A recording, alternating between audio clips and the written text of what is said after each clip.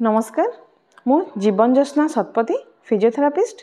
आज आम भिडियो कथा हवा शीत दिन होता आउ गोटे बहुत ही कॉमन एवं इम्पोर्टेंट हेल्थ टॉपिक उपरे जहाँ को मेडिकल टर्म में कहू एडहेसिव कैप्सुलाइटिस कि आपण मैंने गोटे वार्ड शुणी थे फ्रोजेन शोल्डर।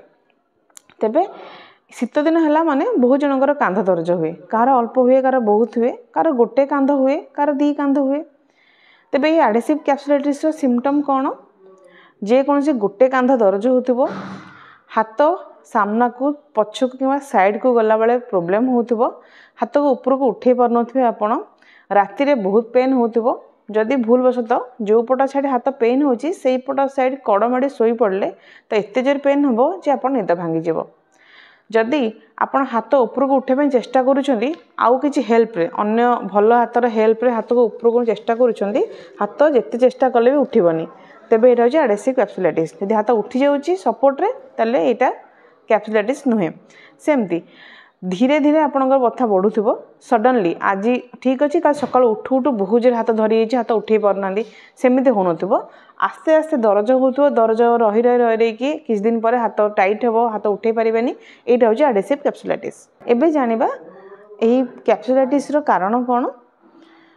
नॉर्मली शीत दिने बेसी हुए, फीमेल मानको बेसी हुए एज कंपेयर टू मेल।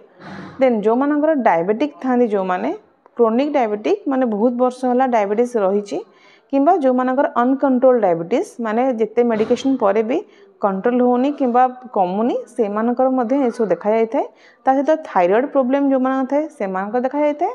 या सहित जो मानकर बेकर प्रोब्लेम थाए बहुत केस रे, सब केस रे नुहे किंतु बहुत केस रे जो मानकर सर्वाइकल इश्यूज थाए, सर्वाइकल स्पॉन्डिलाइटिस थाए, से मानकर मध्ये एडहेसिव कैप्सुलाइटिस देखा जाय थाए।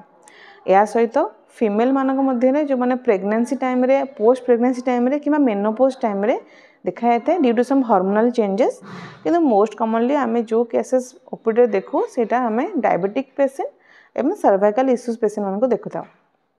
एबे आमे जानिबा स्टेजेस कोन एडहेसिव कैप्सुलाइटिस रो। चारोटी स्टेज अच्छी। प्रथम स्टेज रे होची प्रथम गोटे मास रु 3 मास पर्यंत।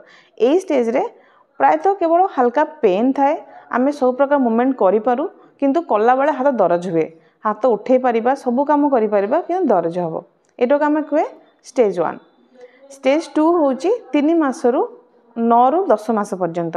ए स्टेज होची सबुठु कष्टदायक स्टेज, कारण ए स्टेज रे बहुत पेन थाए, हाथ उठेबारे प्रॉब्लम हुए, कोनोसी काम आमे करि पारिबानी, हाथ ऊपर को साइड को पछ को कुआडे मते उठे हुएनी, लोक माने कष्ट ही बहुत हुए और ट्रीटमेंट भी बहुत पेनफुल थाए।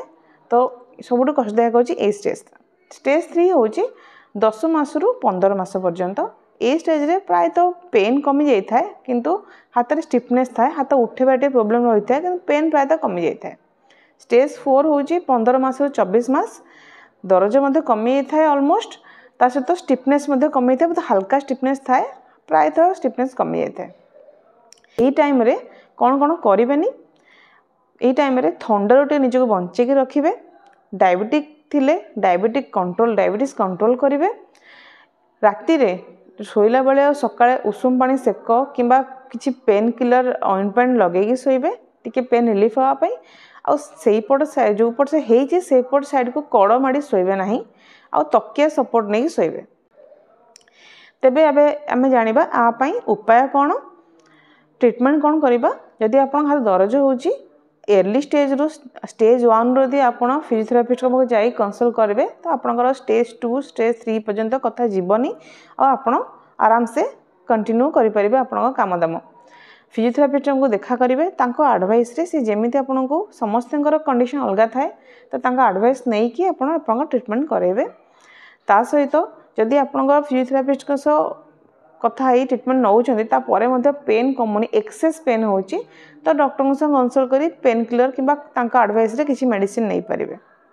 जदि मेडिकेशन नेले फिजियोथेरापी करूछंदी ता परे मध्य बहुत पेन होची, आपण पेन टॉलरेट होनी, आपण संभाली पारुनांती, ताले आजिकली बहुत स्पेसिफिक पेन क्लिनिक ओपन हो गलानी। आपण सेठी आपण मानको बहुत एडवांस वे रे पेन रिलीफ करा जाए, सेठी आपण पेन रिलीफ करि परिबे और ता सहित फिजियोथेरापी नै परिबे।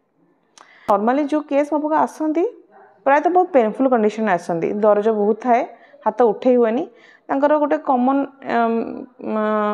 माने प्रोब्लेम था कि मैडम पेन कमे दिंतु हाथ उठवा एते मेजर ये न थाए किंतु एडहेसिव कैप्सुलाइटिस माने होची आपणकर दुईटी हाड़ मझे गोटे कैप्सूल थाए से अट्ठा ही लगी जाए थाए माने फ्रीज हो जाए जेन फ्रोजन शोल्डर ता ना हो फ्रीज हो कि एडहेसिव माने होची अट्ठा ही लगी जिबा जदि आपन देहरे मध्य गोटे गोटे अट्ठा लगी किसी काम करूँ आप अट्ठा लगी आप छड़ौंट तो आपको पेन होची गोटे छोट सूता भाया जिनस छड़ौं तेबे भी आपंकर पेन होची तो भावतु आप दुईटा हाड़ थे कैप्सूल जोड़ी अट्ठा ही लगी जाइए छड़ला बेले कष्ट हम तो पेन न जी आप टॉलरेट करेंगे से पेन तो सह पड़ो न सहले आप प्रोब्लेम कमिबनी एक्सेस पेन हेले तापे अन्य व्यवस्था जमी मुझे कहली आप करेंगे किंतु जहाँ एडवाइस रहा से एडवाइस आप निजको ठीक करेंगे।